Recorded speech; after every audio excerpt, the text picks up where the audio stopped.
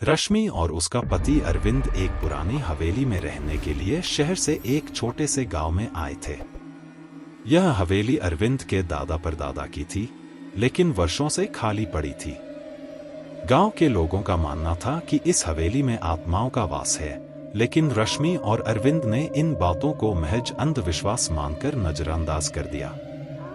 हवेली में पहुंचने के बाद रश्मि ने देखा कि वहां चारों ओर धूल और जाले थे। हवेली के एक कमरे में एक बहुत बड़ा प्राचीन दर्पण रखा हुआ था, जिसकी लकड़ी की नक्काशी पर सोने की परत चढ़ी हुई थी। रश्मि उस दर्पण को देखकर आकर्षित हो गई और उसने उसे साफ करने का फैसला किया। जब वह दर्पण साफ कर रही थी, तो उसे लगा कि दर्पण में कुछ अजीब है। जैसे ही उसने कपड़े से दर्पण को पोंछा, उसे लगा कि उसमें कोई परछाई दिखाई दे रही है। पहले तो उसने सोचा कि यह उसकी ही परछाई है, लेकिन थोड़ी देर बाद उसे एहसास हुआ कि वह परछाई कुछ अलग है, मानो वह खुद की परछाई नहीं बल्कि किसी और की है। रश्मि ने इस बात को नजरअंदाज कर दिया और सोचा कि यह उसकी कल्पना मात्र है। लेकिन उस रात जब रश्मि सोने के लिए गई, तो उसे अजीब से सपने आने लगे। उसने देखा कि हवेली के पुराने कमरे में एक महिला खड़ी है, जिसके लंबे काले बाल हैं और वह सीधे दर्पण की ओर देख रही है। उसके चेहरे पर दर्द और क्रोध का मिश्रण था। रश्मि की नींद अचानक खुल गई और उसने पाया कि वह पसीने में भीगी हुई थी। उसने अरविंद को जगाया और उसे अपने सपने के बारे में बताया। अरविंद ने हंसते हुए कहा, यह सब तुम्हारी कल्पना है। इस हवेली के बारे में सुनी सुनाई कहानियों का असर है और कुछ नहीं। अगले दिन रश्मि ने हवेली की साफ सफाई जारी रखी, लेकिन जब वह उस दर्पण के पास पहुंची, तो उसे लगा कि दर्पण की सतह पर एक हल्का सा धुंधलापन है, जैसे कोई उसमें से झांक रहा हो। उसने दर्पण को और करीब से देखा, लेकिन वहां कुछ नहीं था। रात होते ही रश्मि को फिर से वही सपना आया। इस बार वह महिला दर्पण के सामने खड़ी होकर कुछ कह रही थी, लेकिन उसकी आवाज सुनाई नहीं दे रही थी।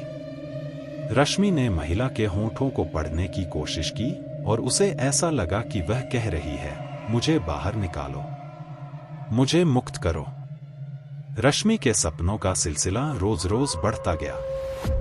हर रात वह महिला दर्पण के अंदर से उसे बुलाती रही। रश्मि की हालत अब खराब हो रही थी।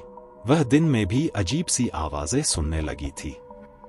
एक दिन रश्मि ने गांव की एक बुजुर्ग महिला दादी माँ से इस बारे में बात की। दादी माँ ने हवेली के दर्पण के बारे में सुनते ही अपना चेहरा गंभीर कर लिया। उन्होंने कहा, उस दर्पण के अंदर एक आत्मा है, जिसका नाम था माधवी। कहा जाता है कि माधवी इस हवेली के पुराने मालिक की बेटी थी। उसने प्रेम में धोखा खाया और अपने आप को उस दर्पण के सामने खत्म कर लिया। उसकी आत्मा तब से उस दर्पण में कैद है। रश्मि के रोंगटे खड़े हो गए। उसने दादी माँ से पूछा, तो क्या अब भी वह आत्मा वही है? दादी माँ ने धीरे से कहा, हाँ, और वह उस दर्पण से बाहर आने का इंतजार कर रही है। अगर वह बाहर आई, तो वह इस हवेली को कभी चैन से नहीं रहने देगी। रश्मि ने अरविंद को यह सब बताया, लेकिन वह अब भी इन बातों को अंधविश्वास मानकर हंस दिया। उसने रश्मि को समझाया कि दर्पण महज एक वस्तु है और कुछ नहीं। लेकिन रश्मि जानती थी कि कुछ तो है, कुछ जो इस दर्पण में छुपा हुआ है। उस रात रश्मि ने तय किया कि वह दर्पण के रहस्य को सुलझाएगी। उसने दर्पण के सामने जाकर कहा, माधवी, अगर तुम यहाँ हो तो सामने आओ। अचानक से दर्पण की सतह पर दरारें पड़ने लगीं और रश्मि को लगा कि दर्पण के अंदर से कोई जोर से चीख रहा है। दर्पण में से धुआं निकलने लगा और धुएं के बीच से वही महिला माधवी प्रकट हुई। उसके चेहरे पर क्रोध और वेदना थी। उसने रश्मि की ओर इशारा किया और कहा, तुमने मुझे बुलाया और अब तुम ही मुझे मुक्त करोगी। रश्मि डर के मारे पीछे हट गई, लेकिन माधवी की आत्मा ने उसे घेर लिया। अचानक से दर्पण टूटकर चकनाचूर हो गया और माधवी की आत्मा हवेली में चारों ओर फैल गई। हवेली में तेज हवाएं चलने लगीं और एक एक करके सभी दरवाजे और खिड़कियां खुद ही बंद हो गईं। अरविंद कमरे में दौड़ते हुए आया और रश्मि को देखा, जो जमीन पर बेहोश पड़ी थी।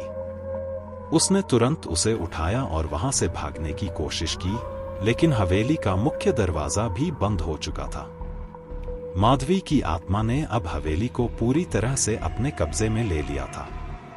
अगले दिन गांव के लोग हवेली के पास इकट्ठा हुए, लेकिन उन्होंने देखा कि हवेली के सभी दरवाजे और खिड़कियां बंद हैं और अंदर से किसी के चीखने की आवाजें आ रही हैं। लोग कहते हैं कि उस दिन के बाद रश्मि और अरविंद को कभी भी किसी ने नहीं देखा। हवेली अब भी वही खड़ी है और कहते हैं कि रात के समय वहां से एक महिला के रोने की आवाजें आती हैं। और जब चांदनी रात होती है तो हवेली के टूटे हुए दर्पण के टुकड़ों से एक अजीब सी चमक निकलती है, मानो माधवी की आत्मा अब भी वहां बसी हुई हो, अपनी मुक्ति के इंतजार में।